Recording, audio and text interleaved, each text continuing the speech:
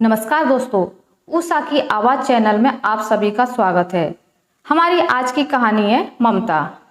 गुप्ता जी सुबह सुबह टहलते आज बिरजू टीले की तरफ जा रहे थे।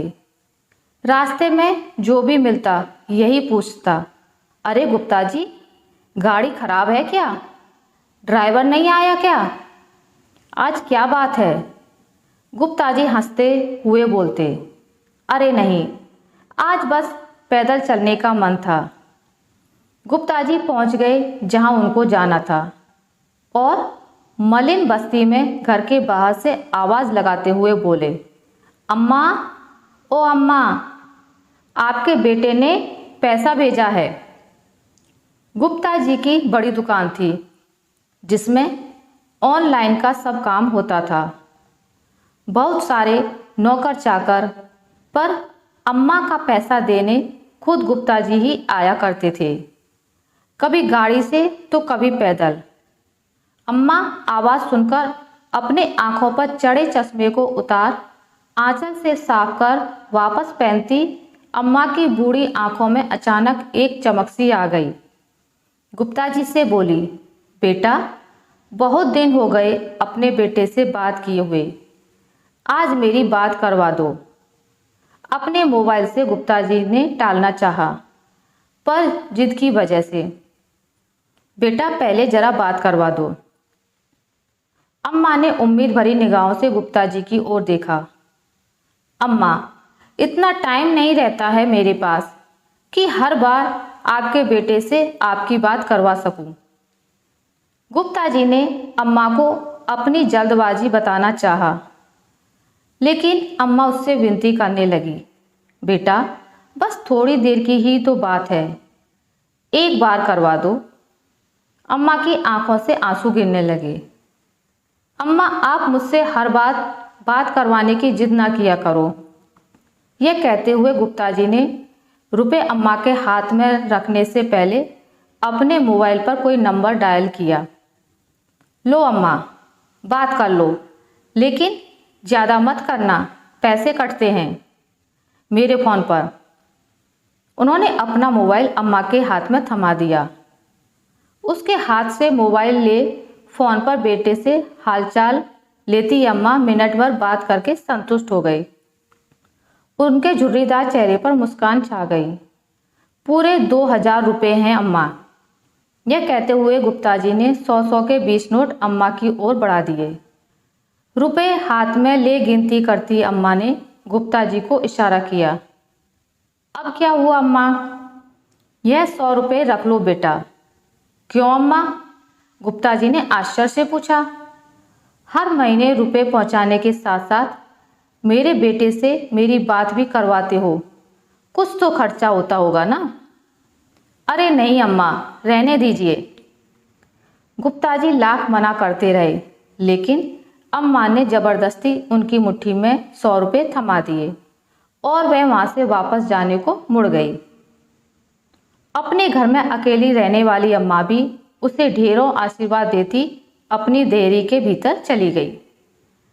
गुप्ता जी अभी कुछ कदम ही वहां से आगे बढ़े थे कि किसी ने उनके कंधे पर हाथ रखा। पीछे मुड़कर उन्होंने देखा तो उस कस्बे में उनकी जान पहचान का एक चेहरा सामने खड़ा था। मोबाइल फोन की दुकान चलाने वाले शिव बाबू को सामने पाकर वो बहुत हैरान हुए। भाई साहब, आप यहाँ कैसे? आप तो अभी अभी दुकान पर होते हैं ना? मैं यहाँ किसी से मिलने आया था, लेकिन मुझे आपसे कुछ पूछना है। शिव बाबू की निगाहें गुप्ता जी के चेहरे पर टिक गईं। जी पूछिए भाई साहब। भाई, आप हर महीने ऐसा क्यों करते हैं? मैंने क्या किया है भाई साहब? शिव बाबू के सवालिया निगाहों का सामना करते हुए गुप्ता जी तनिक सहम से गए। बोले, क्या बात है भाई, ऐसे क्यों बोल रहे हो आप? हर महीने आप इस अम्मा को अपनी जेब से रुपए भी देते हैं और मुझे फ़ोन पर इनसे इनका बेटा बनकर बात करने के लिए भी रुपए देते हैं, ऐसा क्यों? शिव बाबू के सवाल सुनकर गुप्ता जी थोड़ी देर के लिए सक पका गए। मानो अचानक उसका कोई बहुत बड़ा झूठ पकड़ा गया हो। लेकिन अगले ही पल उसने सफाई दी, मैं रुपए इन्हें नहीं अपनी अम्मा को देता हूँ। मैं समझा नहीं। गुप्ता जी की बात सुनकर शिव बाबू जरा हैरान हुए, लेकिन गुप्ता जी आगे बताने लगे, इनका बेटा कहीं बाहर कमाने गया था और हर महीने अपनी अम्मा के लिए 2000 रुपये भेजता था। लेकिन एक दिन पैसे की जगह इनके बेटे के एक दोस्त का फोन आया। गुप्ता जी की बात सुनते ही शिव बाबू को जिज्ञासा हुई, कैसा फोन? क्या बोला था दोस्त ने? संक्रमण की वजह से उनके बेटे की जान चली गई, अब वह इस दुनिया में नहीं रहा है। फिर क्या हुआ भाई?